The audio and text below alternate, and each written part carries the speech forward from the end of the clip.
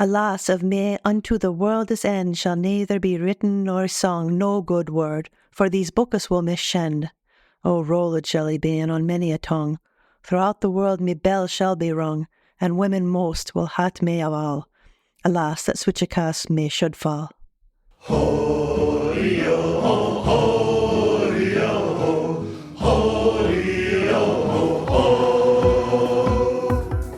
Hello and welcome once again to the Spouter-Inn. I'm Chris. And I'm Suzanne. And this time we are looking at Geoffrey Chaucer's poem Troilus and Criseyde. This is an absolute banger. This is my first time reading this book.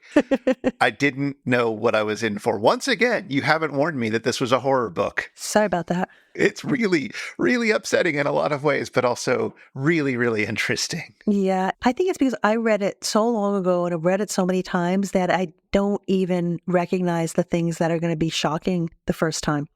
And there's a lot of different ways in which this poem is shocking.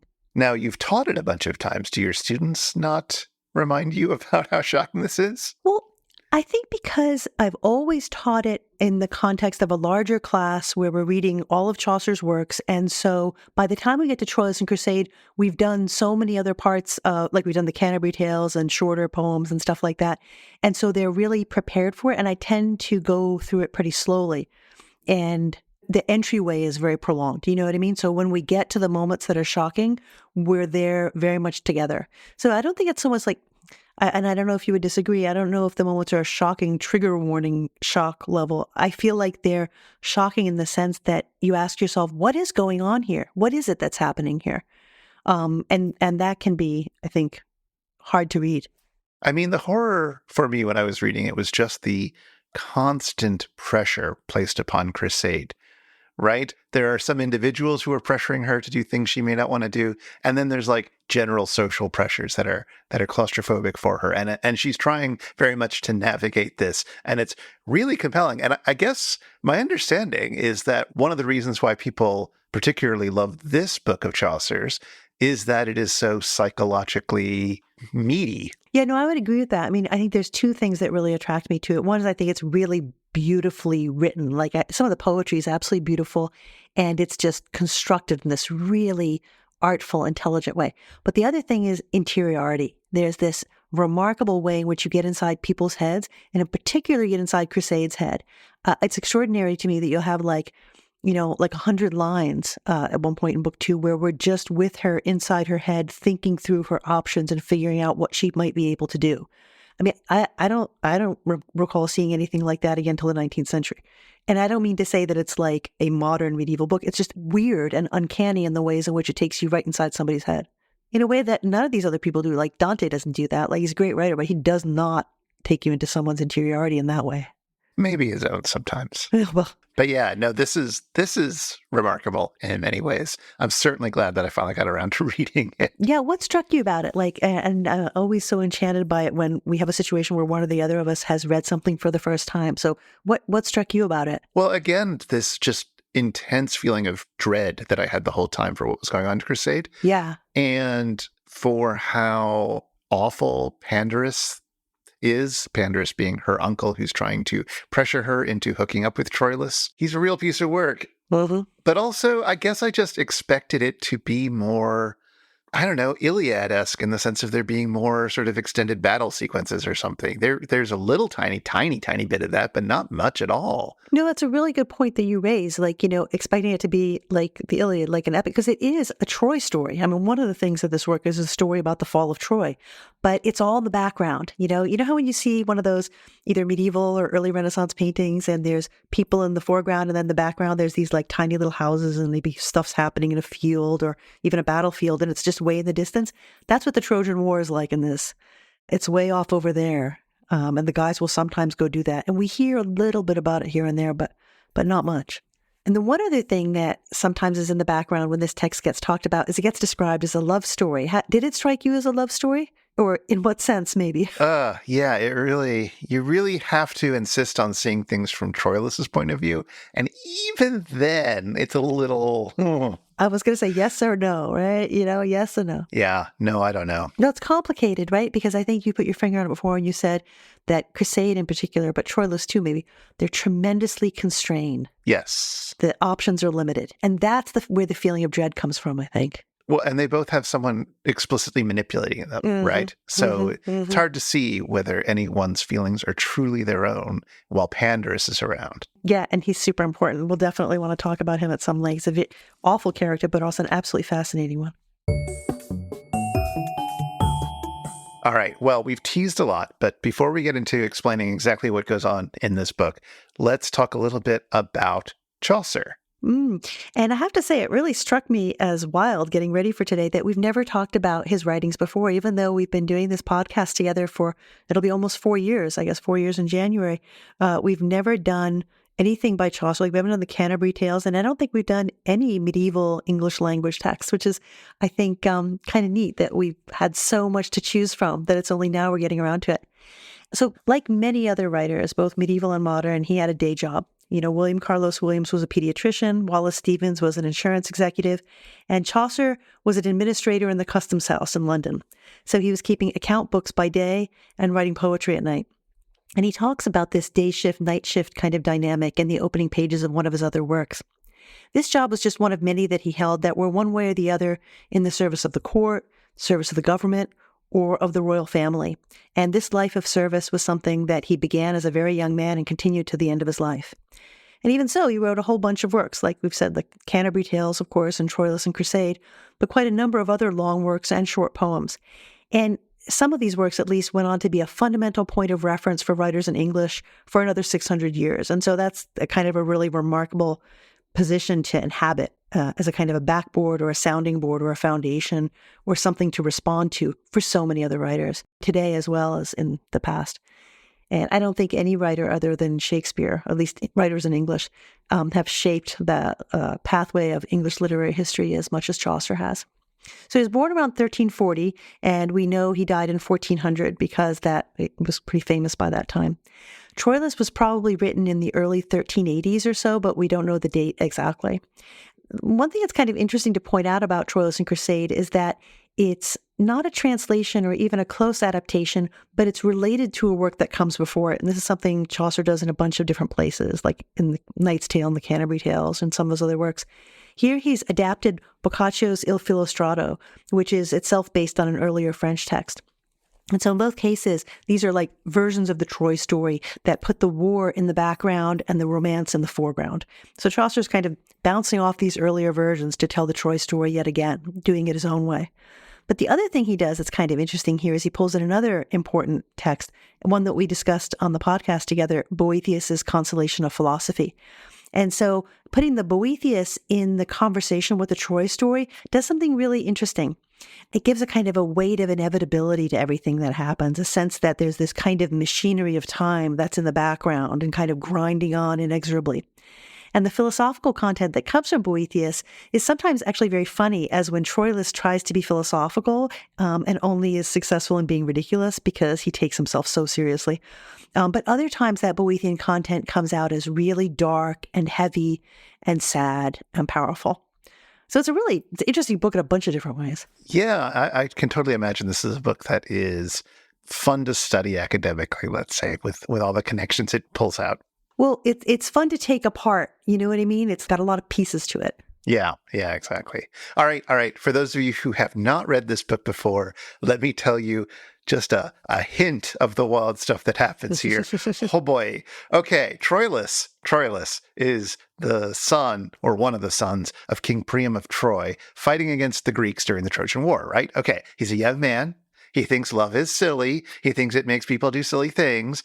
And so love, the god love, gets revenge by making Troilus fall hard for a woman named Criseyde.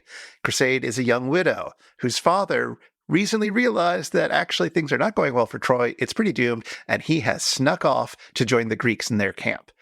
So, because Criseyde is a widow and because she effectively has no father around, she's in a somewhat unusual position for a woman in her society. She's independent.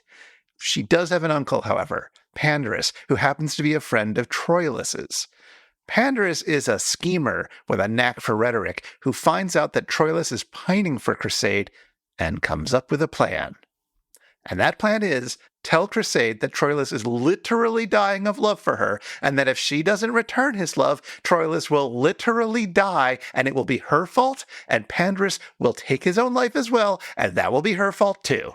So, subtle. Oh boy. Anyway, again and again, Pandarus pesters Criseyde. Each time, she gives in a little bit more, until finally one night, he literally pushes Troilus into bed with her. And after a night of passion, Criseyde actually seems to fall for him. But sometime later, the Greeks offer the Trojans an exchange of prisoners, and Criseyde's father manages to get her included in the trade. Now, Criseyde promises Troilus that she'll be back in 10 days, and Troilus says that if she isn't, he'll kill himself. He's got one trick. But anyway, once she's with the Greeks, she realizes that actually there's no way to go back to Troy that won't cause huge problems. And also, she meets this nice guy named Diomed, who isn't as demanding as Troilus, and she falls for Diomed. Troilus finds out, he's hurt, and is then even more hurt when Achilles kills him. And it's a big, multi-layered ending that punctuates the whole thing. Oh, God, yeah, it took forever to end. Oh, my God. I love that about it, though. I can't wait to talk about that. It's interesting, a couple of the points you're making where you're sort of summarizing the plot, and it's a really good summary because so much is going on. There may have been some editorializing in there, I'll admit. Yeah, I know. But I think a couple of the moments that came out are ones that are really interesting points of ambiguity. Like you were saying about Criseyde is independent, which is absolutely right. I mean, you're 100% right. Because she's a widow, her father's not around, she runs her own household. But at the same time, she's also intensely vulnerable. Yes. Because her father hasn't just left. He's he's a astrologer. Like he can forecast the future. He sees the Trojans are going to lose. So he's like, see ya. And he's gone over to the Greeks. And he's presumably also taken intelligence with him to the Greeks. You know what I mean? He's a traitor.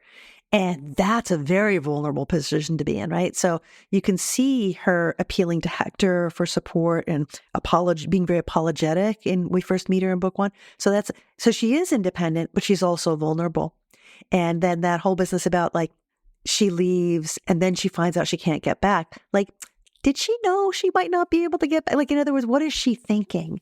And so you kind of put your finger on a couple of the moments that are really important moments where we really do not know for sure exactly where she's at. And that, I think, is fundamental to her character. Yeah, we definitely have her negotiating her own independence, but we also get many scenes, especially later on, where it's clear that independence is extremely limited and extremely contingent upon things going on. When the idea of trading prisoners comes up, there's some debate amongst the higher-ups in the city about whether Criseyde, who is not a soldier and not normally somebody that you trade in one of these situations, should be given. It sounds to Hector like they're trying to sell off one of their women, which is entirely inappropriate. Mm-hmm. But everybody else is like, what's the big deal? So he says, okay, I guess so.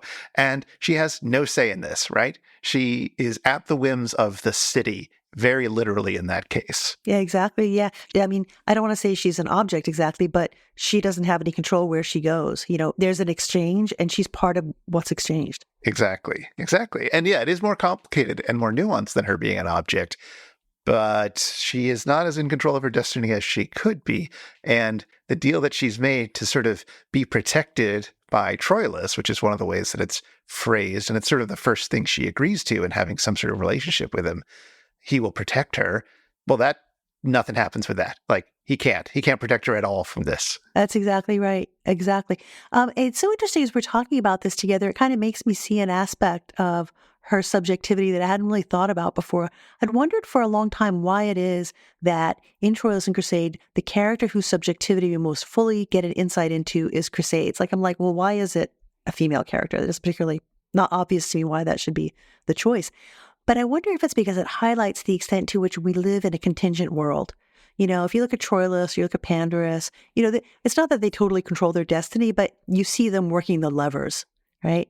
Whereas with Criseyde, what you see is her really, with all these things pressing on her from these different directions and having to figure out how do you negotiate that. And there's a sense in which all of us live in that world, right? Where we have to kind of navigate somehow these pressures that are coming on us from all these different directions. So maybe that's part of it. Yeah, I think you're right. I also think that she's just in the most psychologically interesting position, right? Her situation is more complicated than Troilus's or Pandarus's. So there's a lot more that you can tease out in these, long sections of interiority that you were just talking about earlier. And it's really compelling. I find it interesting that the book, medieval books and titles are a thing. Like, they didn't really have them necessarily. They were titled by how they were described. And so my understanding is that there's some evidence that this was generally called Troilus, or the book about Troilus, until much later in its history. Well after Chaucer's death was it called Troilus and Criseyde. Fine.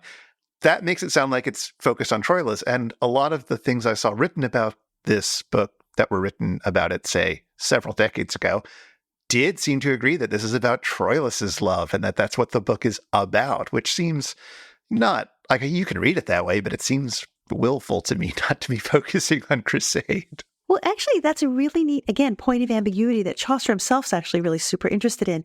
He does this thing in some of his works where he gives what you might call almost a little mini catalog, where one of the characters, the narrator or somebody, enumerates the other things he's written. Yes. And one of the places he does it, he refers to the work as, writing about Troilus.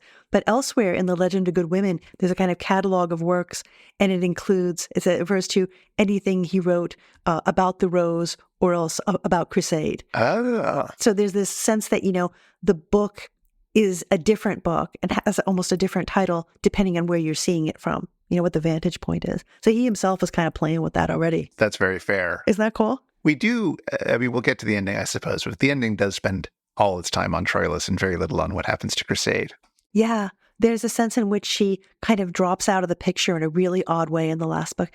I wonder if a good way for us to kind of follow that thread of that sort of dance of the two of them, and it becomes a 3-part dance with Pandarus, but we'll bring him in at the right moment. If we look at a couple of moments, like there's a moment in book 1 where Troilus sees Criseyde for the first time and something happens. And then there's a moment a little bit later in book 2 when she is thinking about him after Pandarus has invited her to consider getting with Troilus.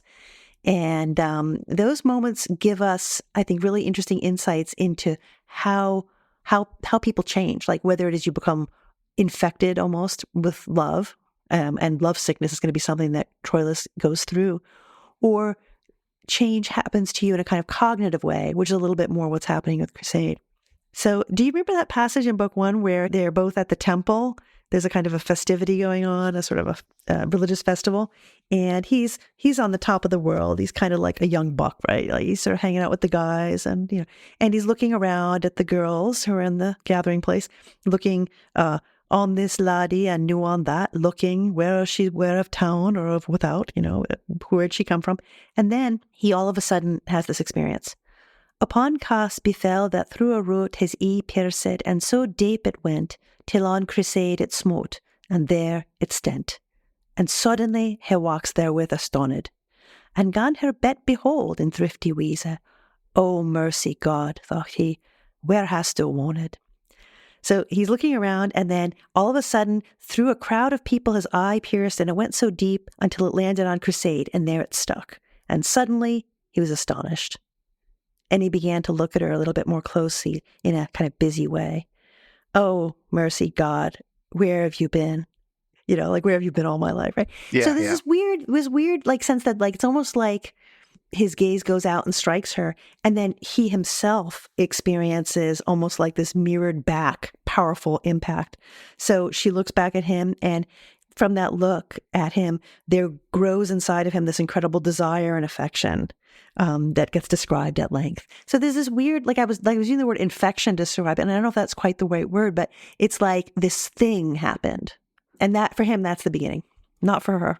I mean, I love the language of his eye piercing her, and the way that rhymes with the traditions of sort of love or Cupid piercing the person who falls in love, because it's him who falls in love, but he pierces her in that act of seeing her that causes him to fall in love, or that marks the moment of him falling in love, and wounds her in that sense. I mean, not literally, but his eyes piercing her, right? It's his violent language in this war setting, and it will do her badly. It lands on her and almost bounces back, right? It lands on her and it almost bounces back because she looks up, and that's when there's this thing that happens inside of him. Exactly. But what's kind of neat about it, I think, is I wouldn't want to call it like love at first sight, because yes, that happens for him. But for her, it's not until much later, after there's been this whole conversation between Troilus and Pandarus that we could talk about. And Pandarus goes to her and says, wow, you should really consider this guy. He's really sick with love for you. If you don't get with him, he's going to die. And she's like, huh, yeah, no, she plays it off like it's a joke. And then she goes and thinks about it. And it's during that period that this kind of interior thing happens to her. And I always find this passage incredibly interesting. After Pandarus leaves, she arose, she wouldn't wait any longer, but straight into her closet went anon. She goes into a private room and sits down, and every word gan up and down to wind that he had said, as it came here to mind, and wax some deal astounded in her thought, richt for the new cuss. So she began to wind every word up and down that Pandarus had said as it came to her mind, and she became somewhat astonished in her thought because of this new situation. And then she goes on and thinks about it for a long time. But this idea of being astonished by this thought, right? It's so neat that it happened. That's the same thing that happened to Troilus, right? But under a totally different circumstance. Yeah. There's a section, I think it's a little bit after the bit that you just read. I'm looking at a translation of it. So I never did Middle English. That's okay. But it's about what she thinks of him at this moment when she's been sort of invited to look upon him and consider him as a potential love interest, I suppose. And, it's pretty positive. So like a man of arms and a knight, he was seen full of high prowess, for he had both the body and the might to do the thing as well as hardiness. And then to see him in his armor dressed, so fresh, so young, so active seemed he, it was a very heaven him to see. And goes on for a bit more. And at the end, she has to think about it. He's nice. I don't know if I feel anything for him, but he's all right. She's like, whoa, yeah. She's weighing the pros and cons. I mean, she does not literally say, oh, he's kind of hot, but that's more or less what's going on there in this scene, right? She's thinking it through. Exactly. Sometimes you see somebody who's a hottie, but maybe you still don't want to hook up with them. It happens. And you also don't want to see them die, which is what somebody's telling you will happen if you don't return a little affection towards them. Yeah, the narrator talks about this in a really interesting way, just a little bit after the part you were reading, where the narrator says, well, some envious gossip might say, well, this was a really sudden love. How could it be that she loved Troilus so quickly, almost at first sight? And the narrator says, I don't say that she gave him her love really suddenly, but instead she began to incline to like him first. And I've told you how that happened. And then his manhood and his suffering made love to get more intense inside of her. And gradually he got her love. It wasn't sudden. So the narrator's kind of like getting in there between you and Criseyde and being like, oh, well, don't think badly of her about this or that.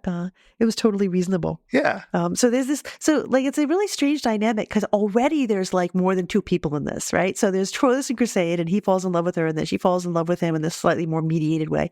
And even outside of the whole Pandarus situation, which we're going to for sure talk about, the narrator's also sort of squeezing in there in the middle and being like, well, it's almost like if it was a movie, it would have a freeze frame with these two people, and then the narrator would be like, so let me just explain.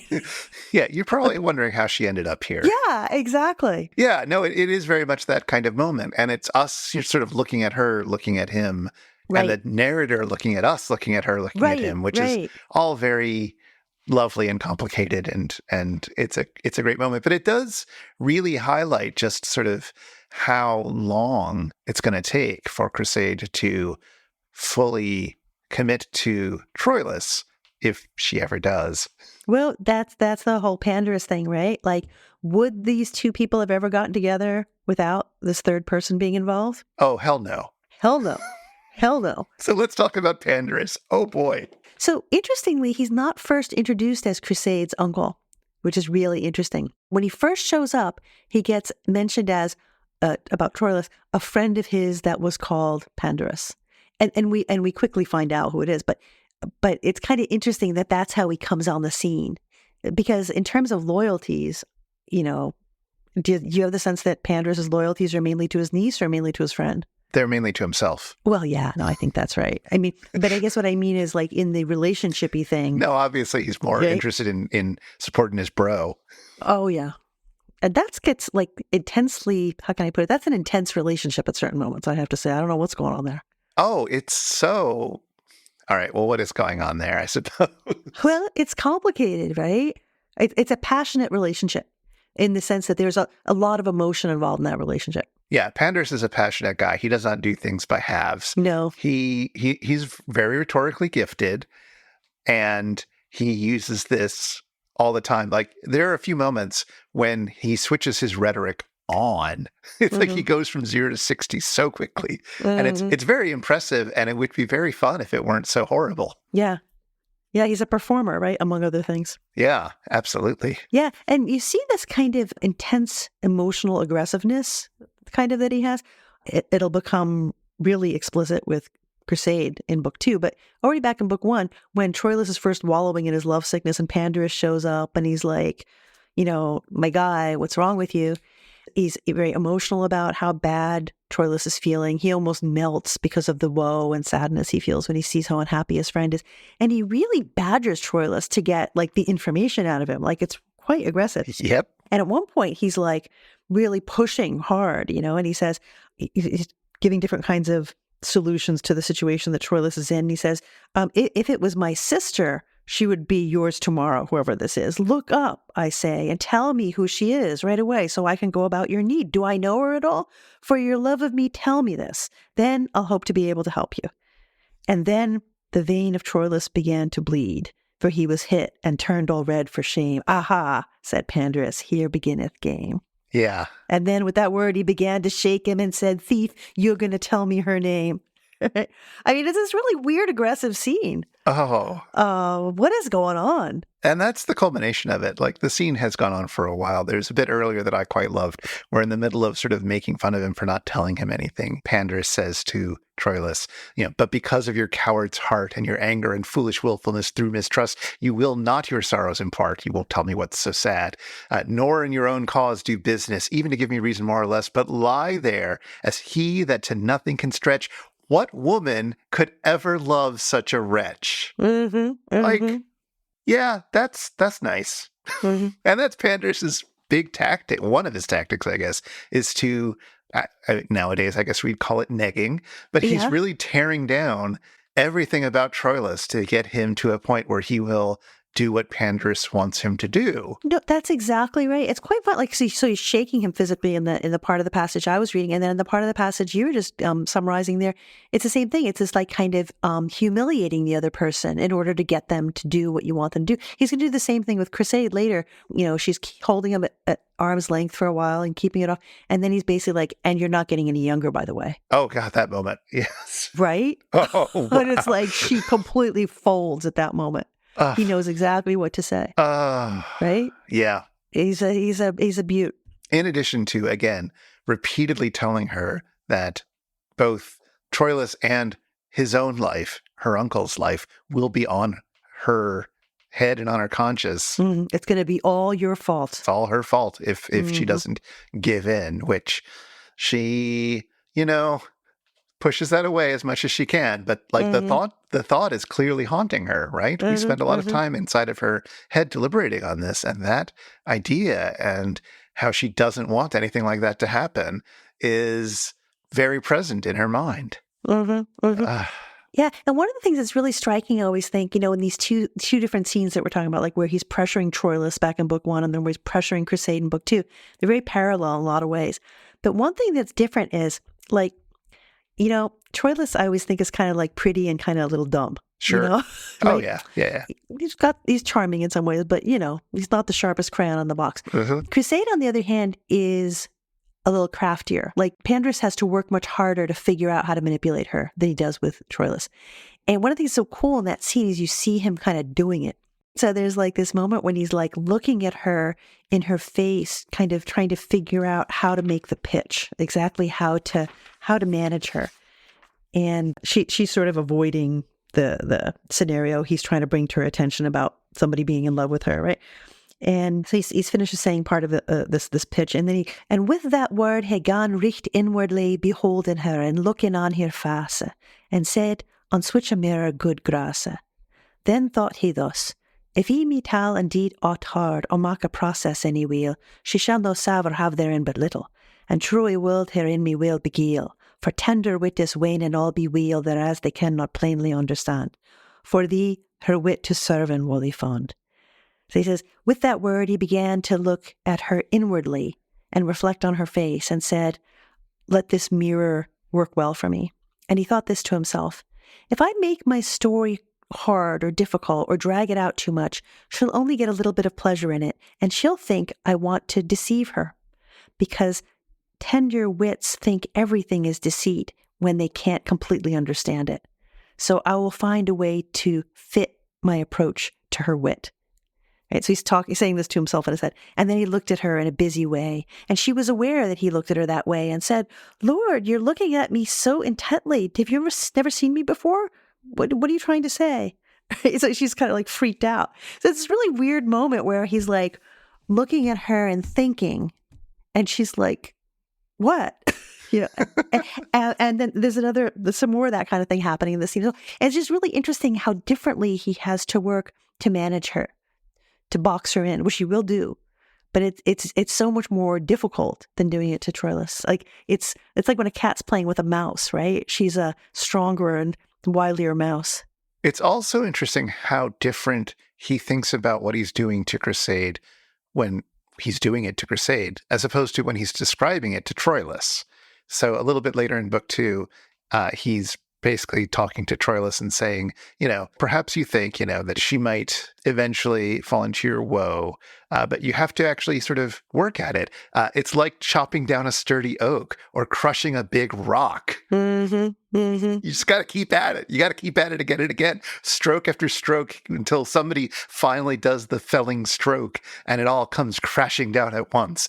That's what love is. You're like, really? But that is kind of, at least how I read it, that felt like how it happened, where she accepted more and more affection towards him. And then finally, Pandarus pushes her into bed. The tree has to fall down. It's like besieging a city, right? Yeah, and then everything falls. Yeah, so it's kind of neat, right? So there's all this pressure that he puts pressure on Troilus, puts pressure on Criseyde, and it comes together finally in book 3. I don't know about you, but I always find book 3 at once has these transcendently beautiful moments, beautiful poetry in book 3. And yet it's ridiculous. It's like a comic farce, this whole thing, right? It's like Pandarus figures out an opportunity to get himself and a few other people over for dinner at Criseyde's house. And it's on a night when the weather's going to be bad. So it'll be thunderstorming, so nobody can go home. And he'll have to stay over. And then he arranges for Troilus to sneak in through the gutter. So he shows up in the bedroom. It's just like this whole incredibly elaborate production. And then finally getting them to bed together is just, I don't even know what to say about that. It's just ridiculous, the whole thing. It is very ridiculous. And I wonder if you noticed this. So Troilus isn't there. He's supposed to declare his love, but he's all nervous, so he passes out. You remember? Yes. And then, luckily, Pandarus is there, and so he kind of basically pushes Troilus into bed, and he's like, he goes and he puts the candle on the mantelpiece, and there's a lovely line where it says he composed himself as someone does when he's reading an old romance story. So it's a really funny moment, right? It's almost like they're characters in a story that he's either written or is reading or something like that. It's this weird moment. But weirder even is that he's clearly there the whole night. So that's how it felt like the first time I read it. And then I saw people saying that he left, and I went back and looked, and he goes away and then he's back again.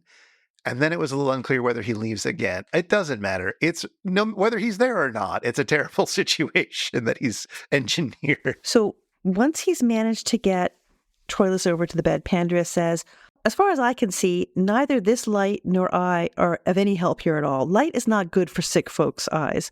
But for the love of God, since you've been brought into this good situation, don't let any heavy thought hang in your 2 hearts. And then he took the candle with him to the chimney.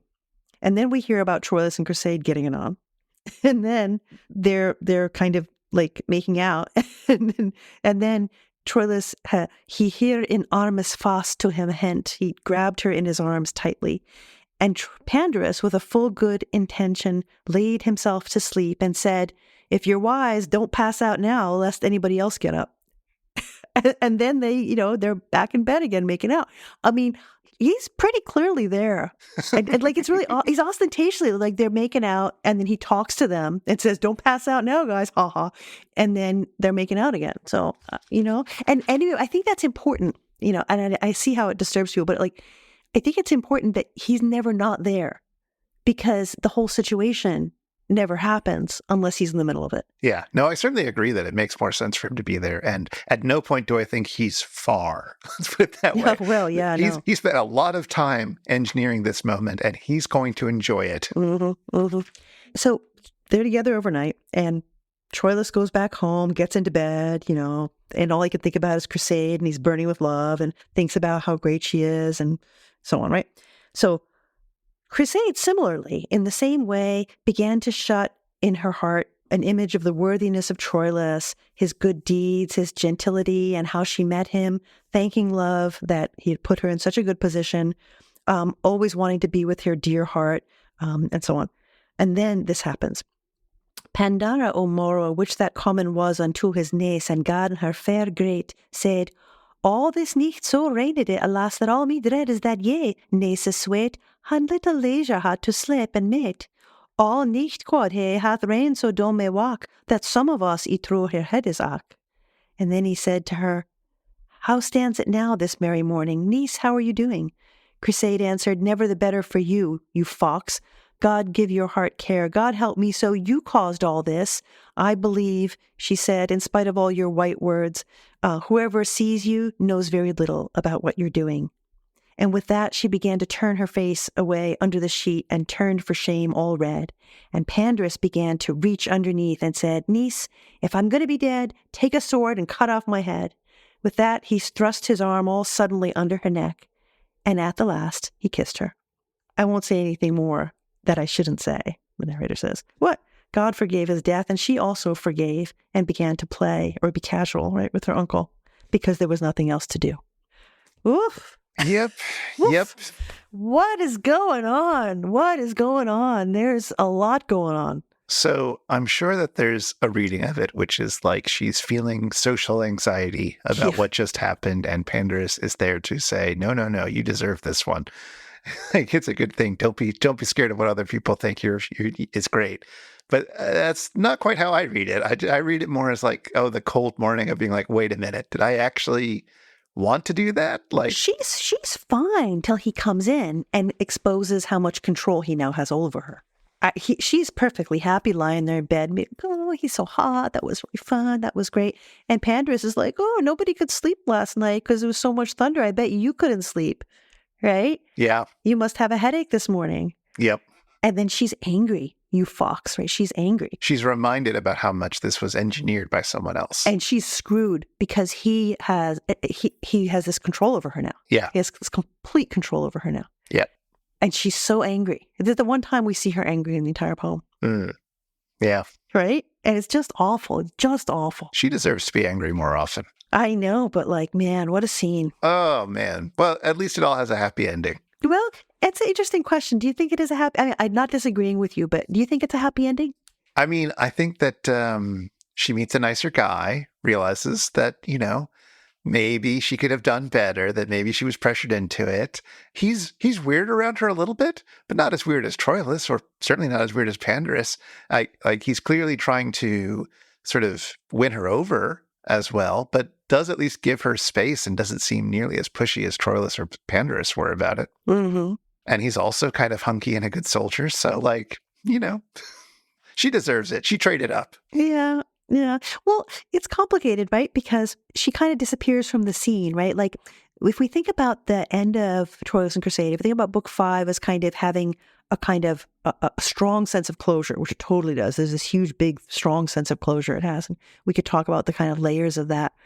She's not there for it.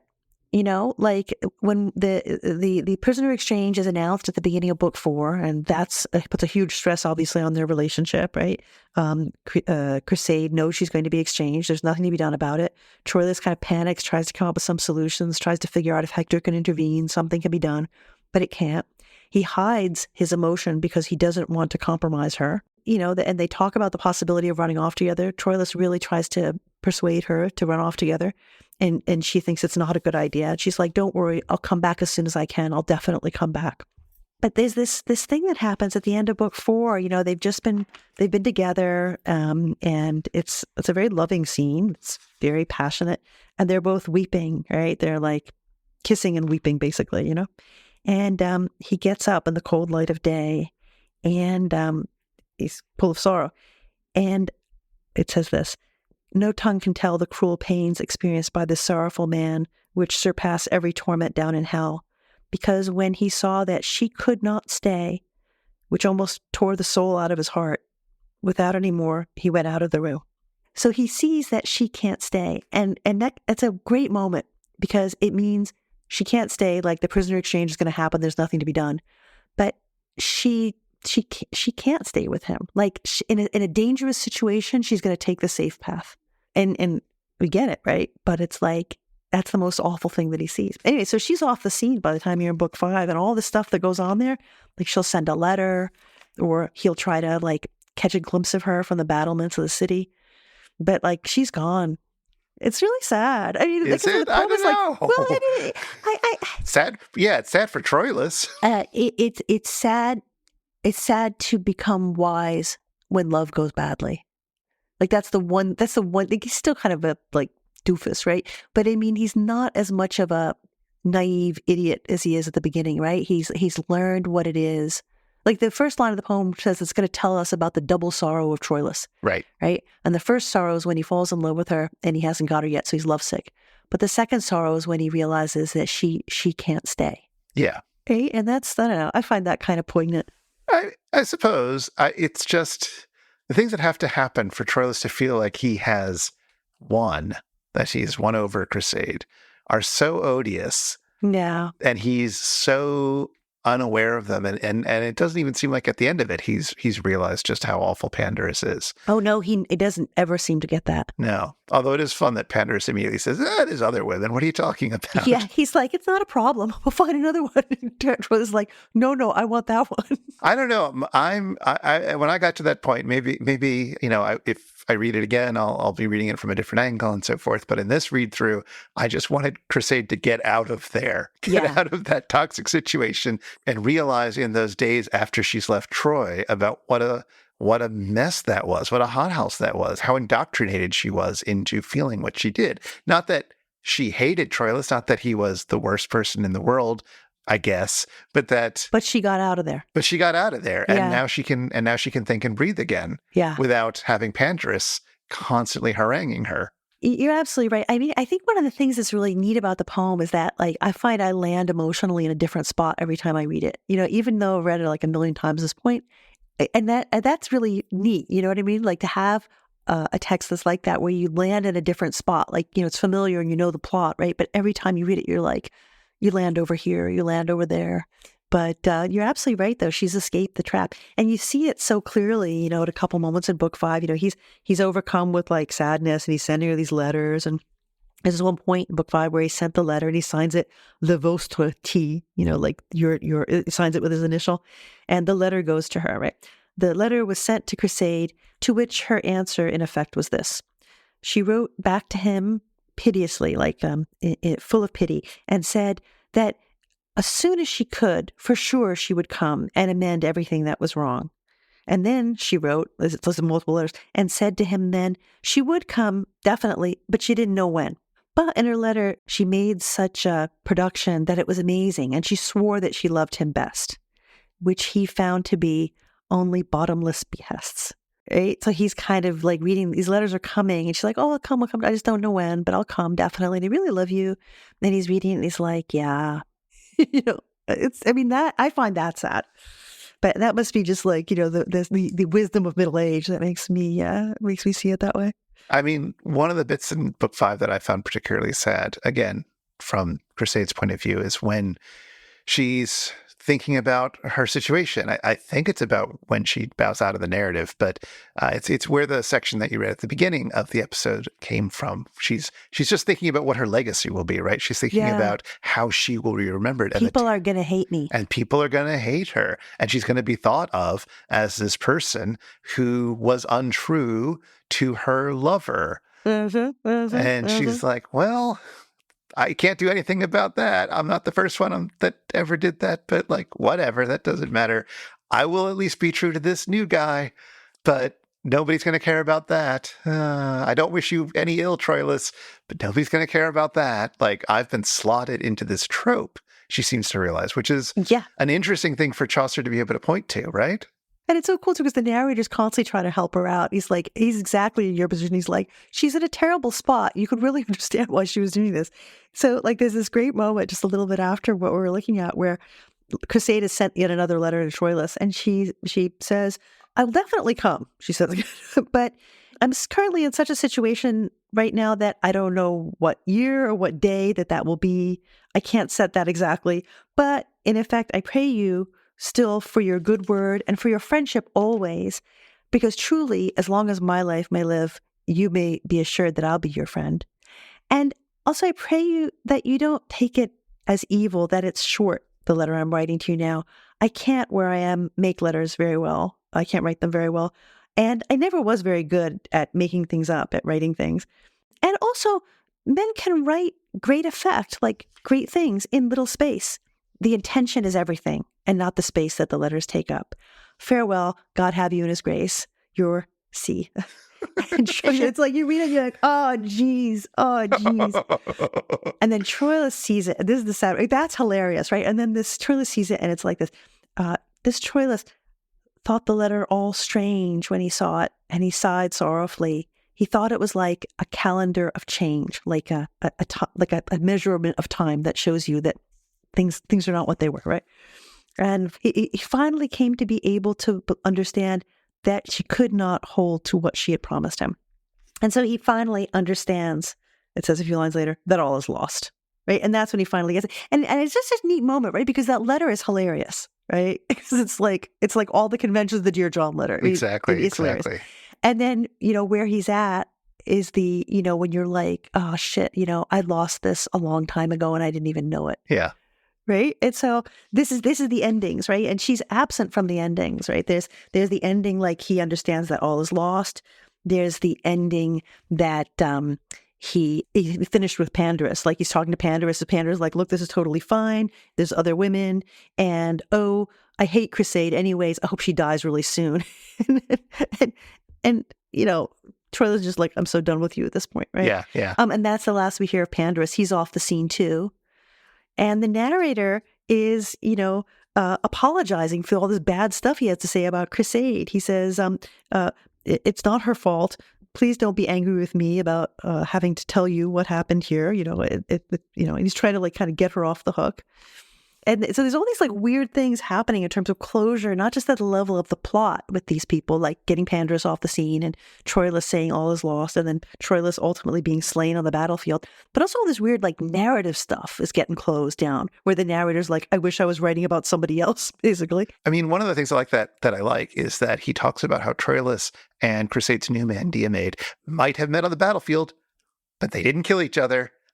Like, I know that would have been the narratively satisfying thing to happen here, but that's just not what happened. Achilles killed Troilus. I know. It's like this incredible narrative, like narrators like kind of self-reflection all the time and like popping in on the scene. And then we get this like amazing crane shot, so to speak, where Troilus goes up to heaven and is looking back at the earth and is just like, well, that sucked. Yeah. No, he laughs, right? Yeah. It's a wild moment, right? He's slain on the battlefield, and then his light spirit went up blissfully up into the hollowness of the eighth sphere.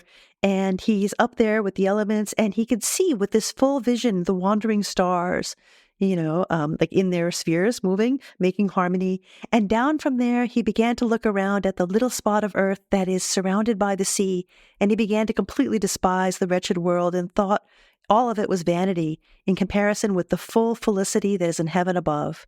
And at the last, where he was slain, he cast his looking down, like he cast his gaze down onto the spot where he died. And in himself, he laughed at the woe of all those who were weeping for his death, right? And then his spirit goes off. So this is, like you said, it's this total crane shot moment. It's the weirdest thing because he's here and not here. Like his body's on the ground, but his spirit's up there, right? So he's in these two different spots. And that's the big finish. Swich fiend, such finish, right? Such end, says the narrator. Such end has this Troilus for love. Such end has all his great worthiness. Such end has his royal estate above. Such end his lust. Such end his nobleness. Such end has all the world's brittleness. And this is how his loving of Criseyde started, as I've told you, and this is how he died. It's like, it's so weird. Yeah. It's a great ending. Like, I absolutely love the ending. It's like, when you have a piece of music and then there's like a kind of I don't know, a loud crashing end. I don't know what the technical language word is. And then you think it's over, and then it does more. And then, there's quiet, and then it does more. That's what it's like. It's like a Mahler symphony. It just will not end. It will not end. It's so fun. Because there's a little bit more after that. I mean, there's not too much more, but there's a bit more where we suddenly have to say, you know what, kids? Maybe you should love God instead. Love the Christian God now. Yeah, he's quoting the end of Dante's Paradiso. I know, I kid you not. It's ridiculous. It's amazing. And it's been interesting because like every section begins with a call to one of the, classical gods, right? To a different god. And there are several different scenes throughout the book where the characters cry out to the traditional classic, Greco-Roman gods. There's a really awkward moment right before Troilus goes into the room where Criseyde is, where he's going to get pushed into bed, where he prays to a bunch of gods, and it's all people who've been in terrible romantic situations. Like he prays to Jove and talks about that time that you wanted to sleep with Europa so bad you turned into a bull, and just, it's awful. Like, it's like, don't. Well, that's part of the darkness, like sometimes people talk about this as a poem that's about love. And it is, in a sense, it's about love as love sickness. It's got that whole love at first sight scenario that we talked about, in book 1. There's sexual love, obviously, that whole business in book 3. There's even that kind of Boethian idea. I don't know if you remember, but that idea of love as the kind of driver of the universe that keeps everything running. It's like the motor of the universe. And there's also this weird, dark Ovidian love as violence thing happening. Yeah. And that's Jove with the bull. That's the Philomela story, which shows up at a really crucial moment in book 3, like right before they consummate their love. We get a reference to Philomela, and I'm like, no good can come of this, you guys. Yep. There's a couple of allusions to them weeping the way Myrrha wept, the tree that has the sap. I don't know if you remember Myrrha's story from when we did the Metamorphoses, but these are super dark stories of sexual violence. Yeah. So like that's there too. Yeah, this book is something else. I'm very glad that you suggested that we read it. And I could talk about it for quite a bit more and get into more of the nitty-gritty about it. But time runs short, and we need to start thinking about what we're going to be reading next time. We're going to turn to a very different genre. I hope so. I'm pretty sure there will be no sexual violence in Montaigne's essays. I can't absolutely promise it, but I am pretty sure there's not, as I'm trying to remember here, but I don't think so. Yeah. Well, good. We are looking at the essays of Michel de Montaigne, which I'm looking forward to diving into. I've read a few of them here or there. I've always wanted to, get in a cabin in the woods for a month and just read all of them, but that's probably never going to happen. But I will read some of them. We'll have a selection of ones that we plan to talk about, and we'll try to have that in time to post them in the show notes for next time in case, listener, you want to read along with us. Yeah, I'm really looking forward to that because I find his interiority, actually, we've been talking about interiority with Criseyde. I find the interiority of the speaker in the essays to be super interesting. And also the essay genre. I mean, you and I have talked about this in the past. Is really fascinating. And he doesn't invent it, but he really takes it in an incredibly interesting place. So we will be talking about that next time. But until then, if you'd like to get in touch with us listeners, you can email us at spouter@megaphonic.fm. We'd always love to hear from you. The show is made possible by people like you supporting us on Patreon, and Patreons get to hang out with us in a friendly Discord. You can find out more at patreon.com/megaphonic. Show notes with links for anything we've mentioned in this episode are at megaphonic.fm/spouter/71. And the Spouter-Inn is one of the fancy little podcasts over at Megaphonic. So until next time, see you again at the Spouter-Inn.